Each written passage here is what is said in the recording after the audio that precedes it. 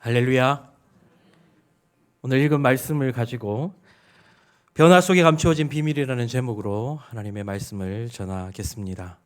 여러분, 우리가 이 본문은 너무나도 잘 알고 있습니다. 조금 신앙생활을 하셨고 어릴 때부터 교회를 다녔다 싶으면 우리가 잘 아는 노래가 있지 않습니까? 예수님이 말씀하시니 물이 변하여 포도주 됐네. 예수님이 말씀하시니 물이 변하여 포도주 됐네. 예수님 나에게도 말씀하셔서 새롭게 변화시켜 주소서. 아멘. 오늘 이 말씀을 통하여서 저와 여러분이 변화 속에 감추어진 비밀을 발견함으로 말미암아 변화되어지는, 정말 예수님께서 말씀하심으로 변화되어지는 것을 함께 경험하는 축복의 시간 되기를 예수님의 이름으로 축복합니다. 제가 아는 한 분의 이야기를 들려서 시작을 할까 합니다. 전에 있던 교회에서 집사님 한 분이 계셨는데 이제 청년에서 집사님이 되셨습니다. 결혼을 해서 아이를 가졌는데 쌍둥이를 가졌습니다.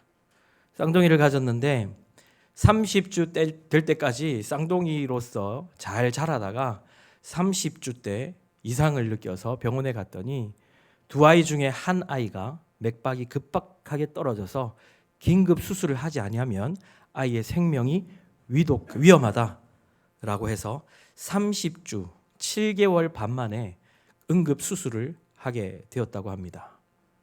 30주 7개월 반 만에 응급수술을 했는데 수술을 하기 전에 의사가 하는 말이 지금 이 아이는 엄마 뱃속에서부터 지금 산소 공급이 되어지지 않고 있습니다. 그래서 맥박이 급격하게 떨어지고 있는데 이 아이가 수술을 해서 다시 태어나서 생존한다 할지라도 건강한 생활을 하기란 힘들 수도 있습니다 라고 이야기를 했다고 합니다.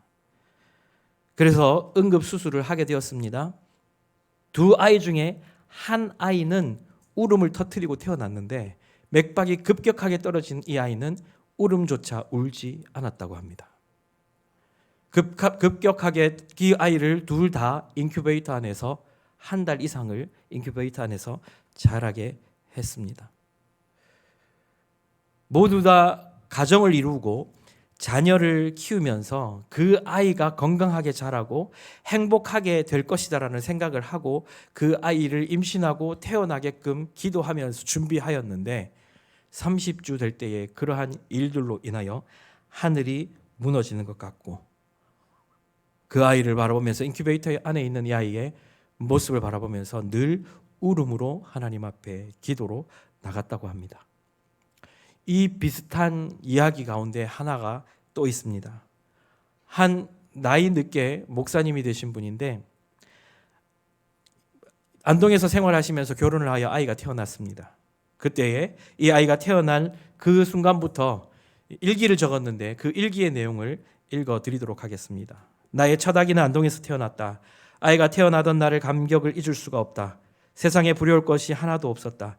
잠든 아기를 보는 나는 백만장자가 된 듯 했다. 그러나 그러한 부유함도 잠시 아기는 심한 황달 증세로 병원에 입원했다. 입원한 지 3일 만에 심장에 구멍이 3개가 뚫려 있음을 발견했다.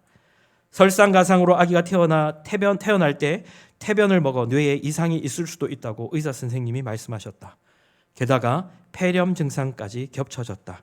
태어난 지 열흘 만에 아기를 데리고 서울로 올라왔다. 서울대학병원에서 진찰을 했다. 선천성 심장병이라고 한다. 심장에 구멍 3개가 뚫려 피가 새고 있다고 한다. 아기는 젖도 잘 빨지 못하고 얼굴이 빨개진 상태로 잠도 제대로 자지 못했다. 눈앞이 캄캄했다. 아기가 평생 힘없이 살아가야 할 것을 생각하니 너무나 불쌍했다. 심장병은 언제 어떻게 될지 모르기 때문에 늘 죽음의 공포가 몰려왔다. 너무나 어려서 수술을 할 수도 없었다. 병원에서는 아이가 자랄 때까지 좀 더 기다려야 한다고 했다. 특별한 일이 일어나지 않는 한 수술을 피해갈 수 없다고 했다. 일어나기는 숨 쉴 때마다 부담을 주면 안 된다고 주의를 덧붙였다. 감기는 물론 금물이다. 너무 춥게 해서도 너무 덥게 해서도 또 울려서도 안 된다. 아이를 얻은 기쁨도 잠시뿐. 우리 부부는 모든 것을 빼앗긴 사람처럼 넋을 잃고 말았다. 정신을 차릴 수가 없었다. 갑자기 모든 것이 원망스러웠다. 나는 하나님께 절규했다. 하나님 나에게 왜 이런 일을 허락하십니까? 이게 웬일입니까? 우리 아기 좀 보십시오. 심장에 구멍이 3개나 뚫려 있답니다. 게다가 황달까지, 태변 때문에 뇌도 불안하다고 합니다. 주님, 어떻게 저에게 이러실 수 있습니까? 이분이 젊어서 목사님이 되시기 전에 있었던 일을 일기로 적었습니다. 여러분, 꼭 있어야 하는데 내게만 부족한 것, 꼭 있어야 하는데 그 가정에만 부족한 것, 이것만큼은 기본적으로 있어야 하는데 부족한 상태뿐만 아니라 이런 것들은 남들에게 있어서 기본적인 것인데 우리 가정에는, 나에게는 부족한 상태. 다른 것은 몰라도 이것만큼은 꼭 채워져야 하고, 다른 것은 몰라도 남들에게 다 있는 것임에도 불구하고 우리 가정에 채워지지 않는 것, 혹시 저와 여러분의 가정 가운데 이런 것이 있지는 않습니까? 뿐만 아니라 다른 것은 좀 더 더디게 되어지고, 다른 것은 좀 더 천천히 이루어져도 되는데 이것만큼은 빨리 회복되어지고 빨리 이루어져야 함에도 불구하고 그것조차 회복되어지지 않는 그러한 부족의 상태, 결핍의 상태를 느끼고 계시지는 않습니까? 오늘 이 말씀을 처음 서두에 말씀드렸던 것처럼 이 글의 주인공이신 그 목사님 가정에도, 또한 우리 가정에도 이러한 결핍과 부족은 분명히 있을 것입니다. 부족의 현장, 결핍의 현장, 그 속에 하나님은 기적의 씨앗을 숨겨 두셨습니다. 물이 포도주로 변하는 그 기적의 현장 가운데 하나님은 바로 부족과 결핍의 그 현장 가운데서 하나님은 그 일을 행하셨다라는 것입니다. 오늘 본문 3절 말씀에 이렇게 기록되어져 있습니다. 우리가 읽었지만 다시 한번 3절을 읽겠습니다. 시작. 포도주가 떨어진지라 예수의 어머니가 예수에게 이르되 저들에게 포도주가 없다 하니. 그렇습니다. 포도주가 떨어졌답니다. 잔치집에 꼭 있어야 하고 반드시 있어야 하는 이 포도주가 없습니다. 다른 것은 조금 부족해도 괜찮습니다. 다른 것은 조금 모자라도 괜찮습니다. 그런데 이 포도주만큼은 꼭 있어야지만이 잔치가 유지될 수 있습니다. 잔치집에 포도주가 없다는 것은 파경을 의미합니다. 그런데 바로 그 포도주가 부족한 가나 혼인 잔치에 하나님께서 예수 그리스도를 통하여서 기적의 씨앗을 숨겨 두셨다라는 것입니다. 그렇다면 여러분, 모든 부족의 현장, 모든 결핍의 현장 가운데서 하나님께서 그 기적의 씨앗을 숨겨 두셨을까요? 정말 하나님께서 그 부족과 결핍의 현장을 아는 상황 가운데서 하나님은 그것을 기적으로 바꾸실 수 있을까요? 오늘 이 본문 속에 부족한 현장 가운데서 놀라운 기적을 일어나게 했던 변화의 그 비밀, 그것이 여기에 숨겨져 있습니다. 그것은 바로 부족함의 현장에 한 사람이 있었기 때문입니다. 변화 가운데 숨겨진 비밀 첫 번째는 바로 부족의 현장을 알고 있는 한 사람이 있었다라는 것입니다. 그가 누구입니까? 바로 마리아입니다. 이 마리아는 그 잔치집에, 여러분, 잔치집에 손님으로 초대된 사람입니다. 손님으로 초대된 사람은 그 배설된 잔치를 그냥 누리면 되는 사람입니다. 주인이 아니었기 때문에 반찬이 모자라는지, 식수 인원이 많은지, 포도주가 모자라는지 관심을 가질 이유가 전혀 없었습니다. 포도주가 부족한 상태임을 전혀 신경을 쓸 이유가 없었다라는 것입니다. 그런데 손님으로 초대된 그 사람, 배설된 혼인 잔치의 주인이 아니기 때문에 포도주가 부족한 상태는 나의 현실이 아니라는 것입니다. 마리아는 자기 자신의 현실이 아니었음에도 불구하고, 내 책임이 아니고 내 문제가 아니었음에도 불구하고 부족함에 처해져 있는 그 현실 속으로 들어간 사람이라는 것입니다. 나의 책임이 아님에도 불구하고 마리아는 책임의식을 가지고 그 부족의 문제를 예수님께 가지고 나왔습니다. 여러분, 부족하다고 그곳에서 그 부족의 씨앗을 다 발견할 수 있는 것 아니라고 말씀드렸습니다. 기적의 씨앗이 부족한 우리의 삶의 현장에 숨겨져 있지만, 기적의 현장, 우리의 삶의 현장 가운데 그 씨앗이 숨겨져 있지만, 오늘 본문은 우리에게 부족한 삶의 현장 때문에 기적이 다 일어나는 것이 아니라, 마리아는 자기 자신이 주인이 아님에도 불구하고, 손님으로 초대되었음에도 불구하고, 내 책임이 아니었음에도 불구하고 포도주가 부족한 그 상태, 포도주가 결핍된 그 문제를 나의 문제처럼, 나의 책임인 것처럼 자신의 책임의식을 가지고 그 문제를 예수님 앞에 가지고 나아갔을 때에 예수님께서 그 문제를 풀어주셨다라는 것입니다. 여러분, 책임의식을 가지고 있는 분이 속한 공동체는 바로 그 씨앗을 발견하여서, 그 씨앗을 통하여서 예수 그리스도의 기적을 경험할 가능성이 많습니다. 그런데 여러분, 책임의식이 없는 사람은 어떤 사람인 줄 아십니까? 책임의식이 없는 사람들은 이러한 특징이 있습니다. 그것이 어떤 특징이냐 하면, 책임의식이 없는 사람은 왜 잔치를 해놓고 이렇게 포도주를 적게 했느냐라고 따지고 드는 사람들입니다. 부족하게 준비를 했느냐라고 문제를 지적하는 사람들입니다. 여러분, 문제를 지적하는 사람들은 참으로 많습니다. 잘못된 부분을 비난하고 비판하고 정죄하는 사람들 참으로 많습니다. 그리고 연약하고 부족한 것에 대하여 비판은 누구나 다 할 수 있습니다. 그러나 그 문제를 내 문제로 삼고 그 부족을 내 부족의 책임으로 느끼고 하나님 앞에 그 문제를 안고 기도하는 사람은 참으로 적다라는 것입니다.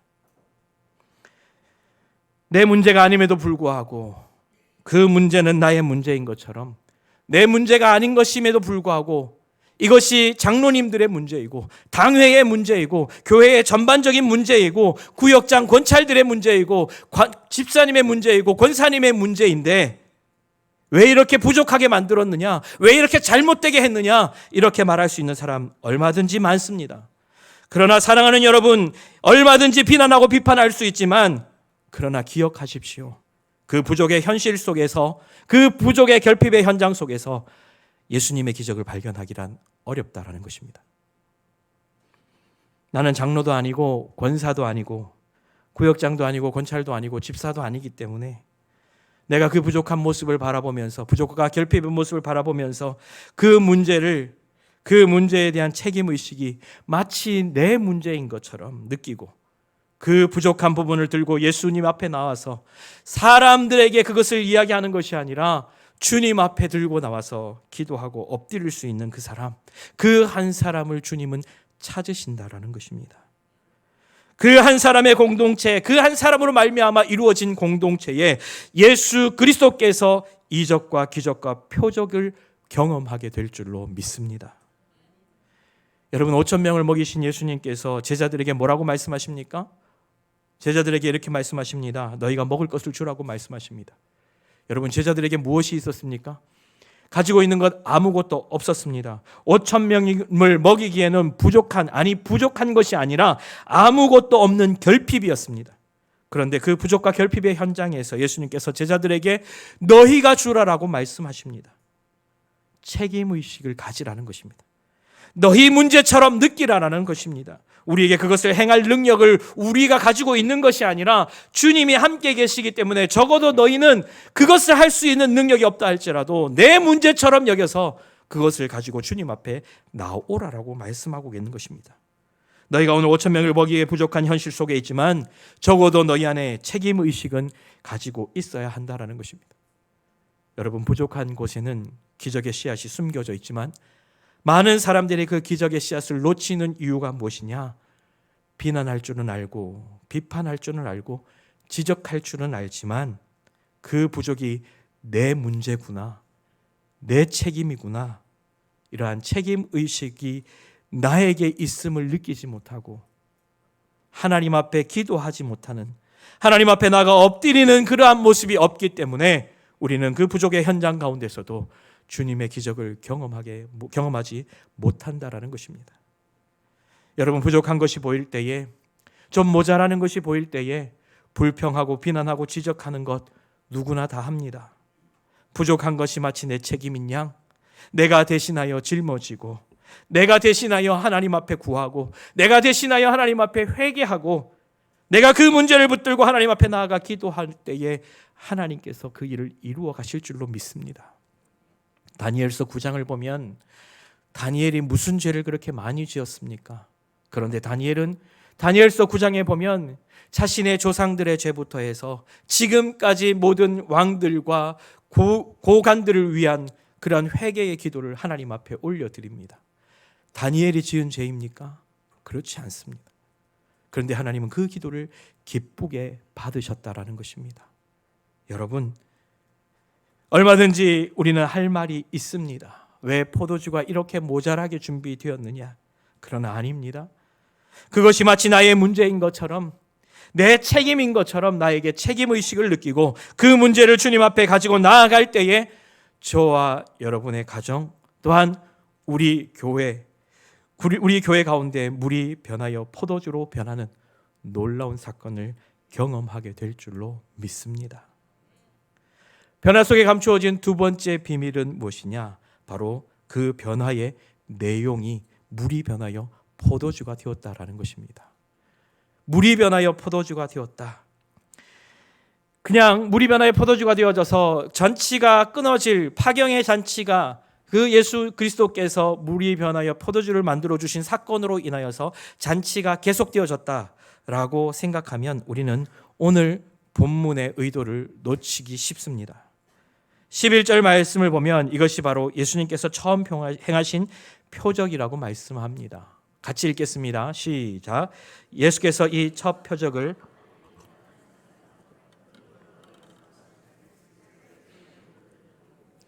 아멘. 여러분, 표적이란 말은 그냥 기적이라는 말과 다릅니다. 기적이라는 말은 그 일로 인하여서 사람들이 놀라게 만드는 일을 기적이라고 합니다. 그런데 표적은 그 안에 감추어진 의도가 있는 것이 표적입니다. 표적이란 그냥 기적이 아니라 기적 속에 하나님의 깊은 사연과 내면의 의미가 담겨져 있는 것을 의미할 때 표적이라고 합니다. 특별히 예수 그리스도께서 하나님 되심을, 성자 하나님 되심을 나타내는 그러한 사건, 그러한 표적을 가리켜서 표적이라고 합니다. 지금 물이 포도주로 되었던 가나의 혼인잔치집에 기적이 아니라 그냥 기적이 아니라 표적이다라고 말씀합니다. 이 기적 속에, 이 표적 속에 예수 그리스도의 공생의 사역에 대한 핵심이 이 안에 담겨져 있다라는 것입니다. 물이 변하여 포도주가 되었다. 이 가나 혼인 잔치 속에 하나님의 사연, 예수 그리스도의 깊은 사연, 그 의미가 그 안에 담겨져 있다라는 것입니다. 왜 예수님께서 공생에 처음 오셔서 그 많은 기적이 있음에도 불구하고, 많은 사건들이 있음에도 불구하고 첫 번째 사건, 물로 포도주를 만드신 사건을 표적으로 하셨을까요? 여러분 궁금하시지 않습니까? 왜 처음 표적을 물이 변하여 포도주가 된 사건으로, 죽은 사람을 살리실 수도 있고, 안진뱅이를 일으키실 수도 있고, 눈먼 자를 눈을 뜨게 하실 수도 있고, 병든 자를 낫게 하실 수도 있음에도 불구하고 첫 번째 표적, 물이 변하여 포도주 되게 한 사건. 여러분, 예수님이 잔치집에 초대되어 오셨습니다. 그때 마침 어머니 마리아도 그곳에 있었습니다. 그리고 예수님께 이렇게 말합니다. 포도주가 떨어졌단다. 예수님께서 포도주가 떨어졌다라는 어머니의 말을 듣고 뭐라고 반응하십니까? 뭐라고 반응하십니까? 여자여, 4절 말씀에 보면 여자여 나와 무슨 상관이 있나이까? 나의 때가 아직 이르지 아니하였나이다 라고 말합니다. 여러분, 오늘 본문을 푸는 핵심 단어가 바로 이 단어입니다. 내 때가 아직 이르지 않았다라는 것입니다. 여러분, 성경을 읽을 때 우리가 주의 깊게 살펴보아야 할 것은 이 성경 가운데 저자가 무엇을 의도하고 있는지 그것을 살펴보아야 합니다. 요한이 요한복음에 사용하고 있는 이 때라는 단어, 이 때라는 단어는 한 가지로 이야기합니다. 항상 모든 이 요한복음에서 사용되어진 때가 한 10번 정도 되어지지만 쭉 살펴보면 이 때는 단 한 가지를 이야기합니다. 그 때가 무엇이냐? 몇 구절 읽어드리겠습니다. 요한복음 7장 8절 말씀에 이렇게 기록합니다. 너희는 명절에 올라가라. 내 때가 아직 차지 못하였으니 나는 이 명절에 아직 올라가지 아니하노라. 이 때, 여기에서 말하는 때, 나는 내 때가 아직 차지 않았다라고 이야기합니다. 무슨 말입니까? 또 7장 30절에도 이렇게 기록합니다. 그들이 예수를 잡고자 하나 손을 대는 자가 없으니 이는 그의 때가 아직 이르지 아니하였음이로라 라고 기록하고 있습니다. 8장 20절에도 이렇게 말합니다. 이 말씀은 성전에서 가르치실 때에 헌금함의 앞에서 하셨으나 잡는 사람이 없으니 이는 그의 때가 아직 이르지 아니하였음이로라. 아멘. 성경에서 요한이 사용했던 내 때, 이 때라고 하는 단어, 이 때가 이르지 아니하였다라고 할 때에 이 때라고 하는 이 단어는 무엇을 의미하느냐? 예수님께서 십자가를 지는 때를 의미합니다. 오늘 마리아가 와서 포도주가 부족하다라고 할 때에 그것이 나와 무슨 상관이 있습니까? 내 때가 이르지 않았다라고 하시는 이 말씀은 예수님의 기적을 안 일으켜도 되어지는 사건, 즉 기적으로 이 일을 해결하지 않아도 되는 거다라는 것입니다. 그래서 예수님은 이 마리아가 말하는 그 기적을 일으키지 않습니다. 여러분 이상하지 않습니까? 분명히 예수님께 이렇게 말씀하십니다. 여자여, 내 때가 아직 이르지 않았습니다 라고 이야기를 하였습니다. 이 말이 무엇을 의미하느냐? 여자여, 나와 무슨 상관이 있습니까? 라고 하는 이 말의 의미, 내가 이러한 기적을 행하려고 이 땅에 온 것이 아닙니다. 내 때, 십자가의 때가 아직 이르지 않았다라고 말하고 있는 것입니다. 그 차원에 있어서 나에게 이러한 기적을 요청하지 말아 달라라는 것입니다. 그 차원의 기적의 그 차원이 아니다라는 것입니다. 그래서 마리아를 향하여 어머니라고 하지 아니하고 뭐라고 말합니까? 여자여라고 말합니다. 여자여라고 하는 이 헬라어 단어는 귀나이라는 단어입니다. 마리아가 예수 그리스도의 어머니로서가 아니라 이제 공생애를 시작하시는 그 예수님 메시아 하나님의 아들 되는 그 신분을 강조하시기 위하여서 여자여라고 어머니라고 하지 않고 귀나이라고 말합니다. 그래서 마리아가 요구한 것이 틀렸다라고 이야기합니다. 나와 무슨 상관이 있습니까? 내가 이 땅에 온 것은 그러한 차원의 기적, 물이 변하여 포도주 되는 사건을 만들기 위해서 이 땅에 온 것이 아니고 다른 차원의 것들을 위하여서 이 땅에 오셨다라고 말하고 있는 것입니다. 마리아는 이적을 요구하였습니다. 그러나 예수님은 말씀하시기를 나는 그 이적을 이루기 위하여 이 땅에 온 것이 아니라 표적을 이루기 위하여 이 땅에 왔다라고 말씀하고 있는 것입니다. 다시 말씀드리면 예수님의 사연을 담궈놓고 예수님의 사연을 그 기적 속에 숨겨두고 물이 포도주 되는 마리아의 요청, 마리아의 기적의 요청은 거절하셨지만 표적으로 물이 변하여 포도주 되게 하셨다라는 것입니다. 여러분 무엇을 의미하는 것입니까? 예수님은요, 나의 때가 이르지 않았다라고 하면 물이 변하여 포도주를 되게 해야 합니까? 안 해야 됩니까? 안 해야 됩니다. 그런데도 예수님은 물이 변하여 포도주를 되게 하셨다라는 것입니다. 잔치에서는 포도주가 모자라 부족하게 되었습니다. 그리고 예수님께서 오셔서 물로 포도주를 만드셔서 포도주를 공급해 주셨습니다. 그랬더니 잔치가 중단되어야 할 그러한 상황임에도 불구하고 계속 잔치가 쭉 진행되어져서 예수님은 물로 포도주를 만드실 수 있는 분이다. 그 안에 더 큰 기쁨이 충만하게 되었다. 예수님은 이렇게 말씀하십니다. 지금 너희와 하나님과의 관계의 결핍을 말씀하고 있는 것입니다. 여러분, 이 기적, 이 변화 속에 감추어진 비밀이 무엇이냐 하면 하나님과 우리 사이가 포도주가 모자란 잔치집과 같다라는 것입니다. 깨어질 수밖에 없고 끊어질 수밖에 없고 파경에 이를 수밖에 없는 그 상황이 지금 포도주가 모자란 잔치집과 같다라는 우리의 영적인 상태가 그러하다라는 것입니다. 지금 너희와 하나님의 관계가 다 깨어져 버려서 어떻게 할 수 있는 방법이 없는 상황이라는 것입니다. 죄로 인하여 산산조각이 나고 다 부서져 버렸습니다. 그리고 하나님과의 관계가 궁핍해지고 부족해지고 결핍의 현장 가운데 놓여지게 되어졌다라는 것입니다.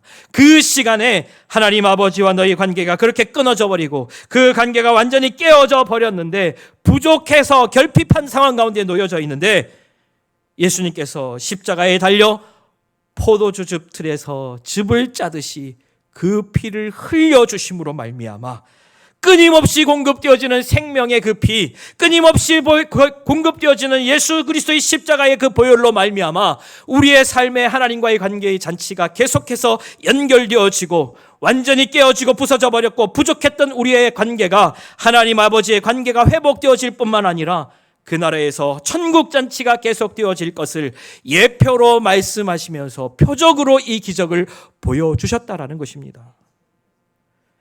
사랑하는 여러분, 예수님께서 이 표적을 보이시면서 또 다른 하나의 이상한 점을 우리는 발견해야 되는데, 포도주가 떨어졌으면 보통 포도주는 어디에 담겨져 있습니까? 새 포도주는 새 부대에, 묵은 포도주는 헌 부대에 담겨져 있습니다. 가죽 부대에 포도주가 담겨져 있습니다. 그런데 오늘 예수님께서는 물을 가죽 부대에 채우라고 하셨습니까? 항아리에 채우라고 하셨습니다. 결례를 행하는 항아리, 손발을 씻는 항아리에 물을 채우라라고 말씀하십니다. 이 항아리는 손님들이 왔을 때에 손과 발을 씻을 수 있는 물을 보관하는 항아리였습니다. 작게는 60에서 크게는 80리터까지 120리터까지 보관할 수 있는 물 항아리입니다. 이 결례를 행하는 항아리가 무엇을 의미하는지 아십니까? 사랑하는 여러분, 이 항아리는 이스라엘 백성들이 샌들을 신고 다니기 때문에 손님으로 초대되어 왔을 때 제일 먼저 하는 것이 집에 들어오기 전에 손과 발을 씻는 의식입니다. 남의 집에 초대되어서 오면 손과 발을 깨끗하게 씻는 곳, 그런데 그 결례의 항아리에 물을 채우라고 합니다. 이상하지 않습니까? 결례 항아리가 무엇을 의미합니까? 이 결례를 행하는 이 항아리의 의미가 무엇이냐면, 지금 너희는 씻고 있는 종교 생활을 하고 있다는 것입니다. 십자가 그리스도의 보혈의 사건 뒤에, 즉 예수 그리스도께서 포도주 즙들에서 짜내어진 주의 보혈이 흘러 넘치는 이 사건 뒤에 이상한 일이 하나 벌어지게 된다라고 말씀하십니다. 그것이 무엇이냐면, 결례의 항아리는 씻는 삶을 의미합니다. 율법적으로 씻는 삶을 의미합니다. 손과 발을 깨끗이 씻는 것, 겉을 씻는 것을 의미합니다. 십계명에서 무엇이라고 말합니까? 십계명에서는 도적질하지 말라고 합니다. 도적질하지 말라라고 하는 것은 물건을 훔치지 않으면 죄가 되지 않습니다. 간음하지 말라라고 합니다. 행동으로 행하지 않으면 죄가 되지 않습니다. 살인하지 말라고 합니다. 살인하지 않으면 죄가 되지 않습니다. 그래서 매번 사람들은 손과 발을 씻습니다.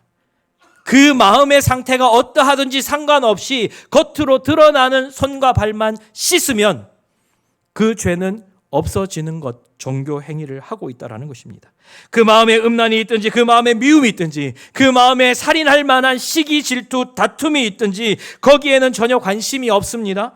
결례 항아리는 손발만 씻는, 겉만 씻는 그러한 종교 행위 의식을 의미하는 것입니다. 그런데 예수님께서 바리새인과 서기관과 사두개인들에게 하신 말씀이 무엇이냐면, 너희는 마치 회칠한 무덤과 같다라고 말씀하십니다. 회칠한 무덤은 무엇이냐면, 그 당시 팔레스타인 지역의 사람들이 여행을 하다가 잘 데가 없으면 동굴에 들어가서 잡니다. 동굴에 들어가서 잘 때에 어떠한 일을 하느냐 하면, 그 동굴 안에 시체가 있는지 없는지 모릅니다. 깜깜하기 때문에.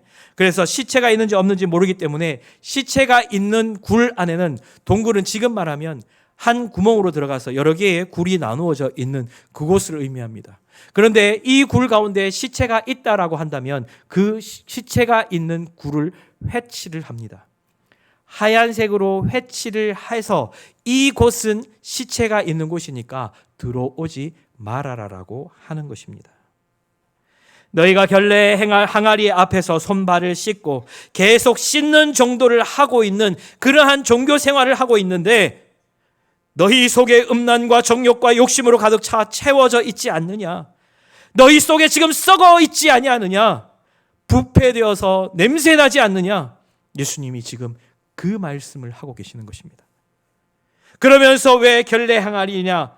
그냥 포도주 담는 부대면 되는데, 결례 항아리, 손 씻는 항아리에다가 포도주를 만드는 그 물을 담으라라고, 그리고 포도주를 만드십니다. 여러분, 손발 씻는 종교가 아니라 이제는 포도주를 마시라라고 말씀하십니다. 왜입니까?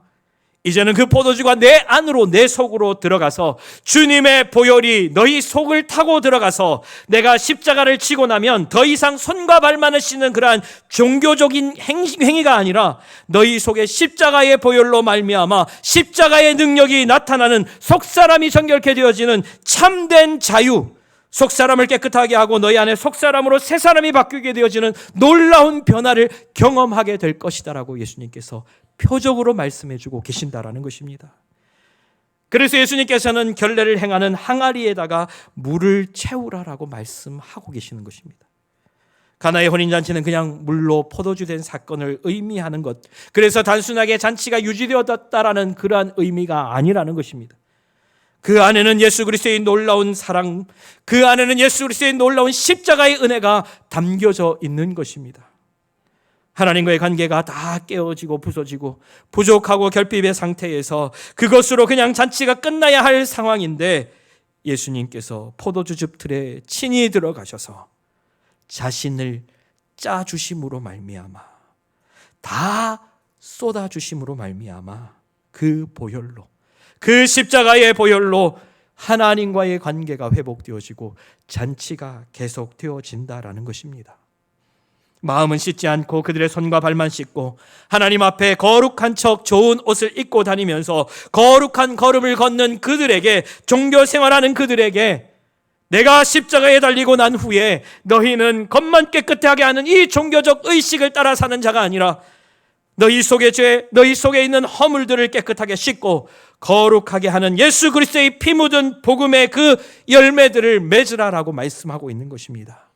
그래서 천국 잔치가 계속 유지될 수 있음을 우리에게 말씀해 주고 있는 것입니다. 사랑하는 여러분, 예배가 무엇입니까?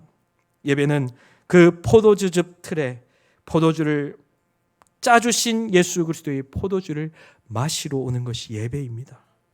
마리아가 예수님께 이야기합니다. 마리아는 잔치에 필요한 포도주가 없다, 포도주가 필요했습니다. 사랑하는 여러분, 여러분은 부족한 것이 참 많을 것입니다. 여러분은 예배 드리기 위해 교회에 와서 무엇을 구하십니까? 우리가 구하는 것은 마리아의 편실에 있는 포도주를 구하고 계십니까? 아니면 예수 그리스도께서 말씀하신 영원한 생명의 포도주를 구하고 계십니까? 오늘 주님은 여러분에게 이것을 묻고 계십니다. 너희 삶의 현장 가운데 부족한 포도주를 구하고 있느냐? 아니면 영원한 생명 되는 나 예수 그리스도 십자가의 그 보혈, 그 피를 구하고 있느냐? 여러분 스스로 자문자답해 보시기 바랍니다. 변화 속에 감추어진 세 번째 비밀은 누가 예수 그리스도의 보혈로 속사람이 깨끗하게 되어지고 놀라운 능력을 현실에서 느끼고 실감하며 사는 자인가라는 것입니다. 오늘 본문 속에 무엇이라고 말하느냐 하면 하인들이 물을 아구까지 채워서 물을 떠다가 연회장에게 갖다 주었다라고 합니다. 여러분, 오늘 누가 이 놀라운 복음을 내 것으로 만나게 되어지고 내 것으로 경험하게 되어지느냐? 똑같은 공간 안에 있는데 한 그룹은 만들어진 포도주의 혜택만을 누리는 사람입니다. 그런데 그 비밀을 아는 사람, 그들이 누구냐? 말도 안 되는 말씀을 순종하여서 물을 떠다가 끝까지 순종한 그 사람에게 예수님께서는 그 비밀을 알려주시겠다라는 것입니다. 같은 공간 안에 있습니다. 그러나 다 같은 것을 느끼는 것은 아닙니다. 동성교회가 설립 60주년을 맞았습니다. 처음 작은 가정교회에서 시작하여서 한 건물이 지어지고 또 새롭게 변화되어져서 지금의 자리까지 오게 되어졌습니다. 이 자리에 벽돌 한 장이라도 올려놓으신 분, 이 자리에 주님의 몸된 교회를 위하여 벽돌 하나, 콘크리트 한 번이라도 올려놓으신 분은 이 자리에 앉을 때에 감격이 남다릅니다. 그러나 우리 젊은이들 혹은 청년들은 이 자리에 앉아 있어도 그러한 감격을 누릴 수가 없다라는 것입니다. 같은 공간에 있다고 해서 같은 것을 느끼는 것 아닙니다. 함께 앉아 있지만 이 자리에서 오는 그것, 그 자리를 보고 감격스러운 그 부분을 느끼는 것이 있는가 하면 그저 지어진 그 자리를 누리는 사람이 있습니다. 그 차이는, 그 감격은 말로 할 수가 없다라는 것입니다. 다른 사람은 느낄 수 없는 것입니다. 끝까지 순종하는 자가 누리는 비밀은 절대 다른 사람이 누리는 것과 같지 않습니다.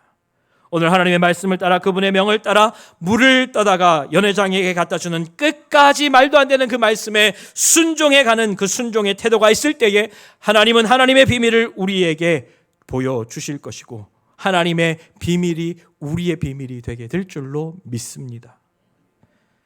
서두에 말씀드렸던 그 목사님의 이야기를 읽고 마무리하겠습니다. 졸지에 불어닥친 불행이 하도 기가 막혀서 하루는 주님께 따질 마냥으로 무릎을 꿇었다. 불평으로 기도하기 시작했다. 갑자기 이런 시련이 하나님의 계획의 일부일지도 모른다는 생각이 머릿속을 스쳐 지나갔다. 나는 이 희미한 생각을 붙잡고 기도하기 시작했다.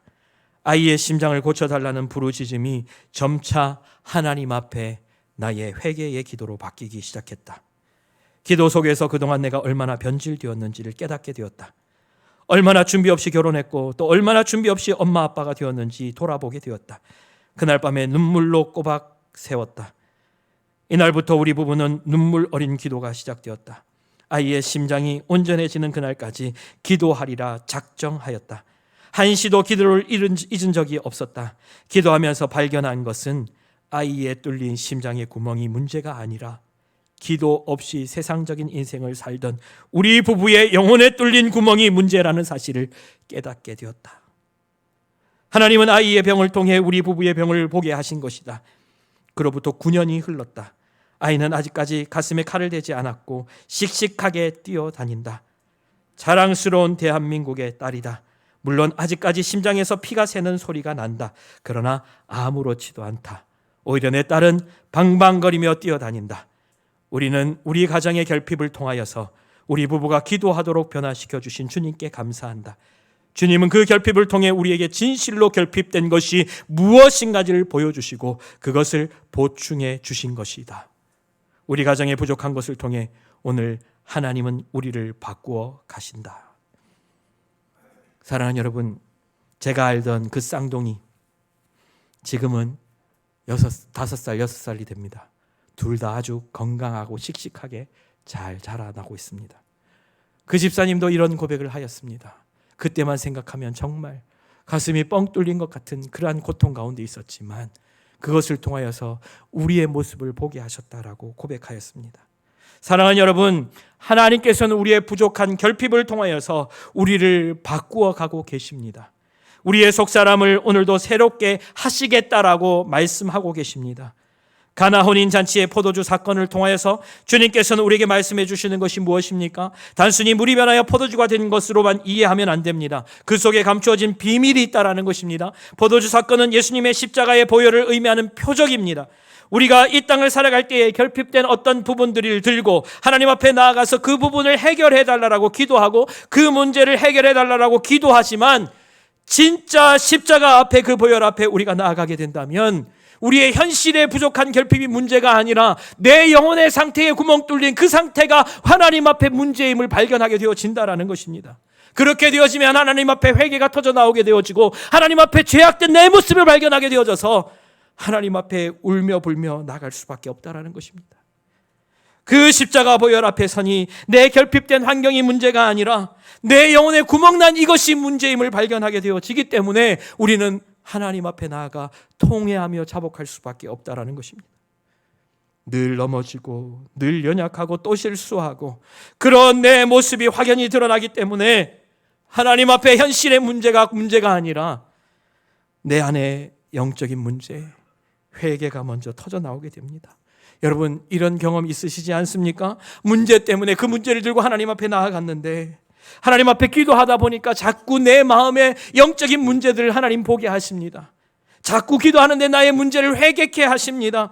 필름이 지나가듯이 떠오르게 하시고 울며 불며 회개하게 하십니다. 여러분, 그러한 경험 없으십니까? 그렇게 회개하고 나면 결핍된 그 환경은 바뀌지 않음에도 불구하고 왠지 모를 평안함과 마음의 시원함, 그렇게 크게만 느껴졌던 그 문제, 그 현실의 결핍이 더 이상 문제가 되어지지 아니하고 하나님께서 주시는 참된 샬롬의 평안을 누리게 됨을 경험해 보신 적 있지 않습니까? 그렇습니다. 십자가 그 보혈 앞에 나오면 결핍된 환경이 문제가 아니라 내 영혼의 구멍이 먼저 보여지게 됩니다. 내가 먼저 발견하게 되어지고 변화되어지게 됩니다. 오늘 본문 속 물이 변화되어서 포도주 된 사건 속에 감추어진 비밀이 바로 이것입니다. 예수님의 첫 표적, 그것은 바로 예수 그리스도의 십자가의 보혈, 그 보혈 안에 구원이 담겨져 있습니다. 하나님의 이 놀라운 변화가 영혼 깊은 곳에 있는 우리의 변화로 바뀌어져서 여러분의 가정과 우리의 교회와 우리의 삶의 터전에 변화에 숨겨진 그 비밀을 발견하여서 그 변화를 직접 받아 누리고 체험하고 경험하는 저와 여러분 모두가 되기를 예수님의 이름으로 축복합니다. 이 시간 우리 함께 찬양을 한 곡 먼저 들었으면 좋겠습니다.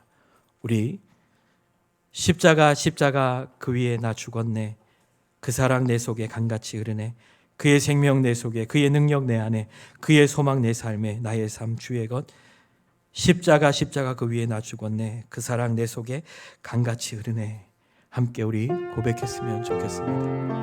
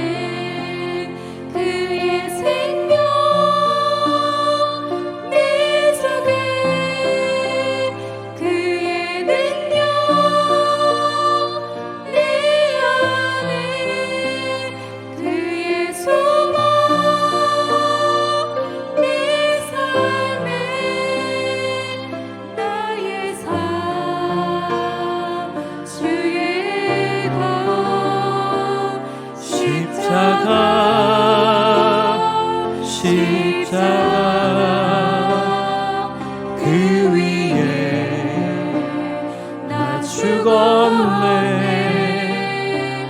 그 사랑 내 속에 강같이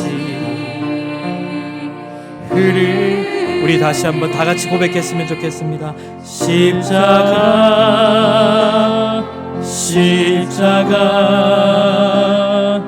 그 위에 나 죽었네, 그 사랑 내 속에 강같이 흐르네, 그의 생명 내 속에, 그의 생명 내 속에, 그의 능력 내 안에, 그의 소망 내 삶에, 나의 삶 주의 것. 십자가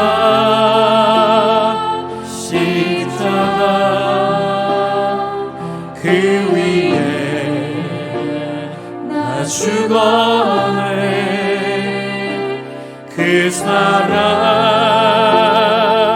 내 속에 강같이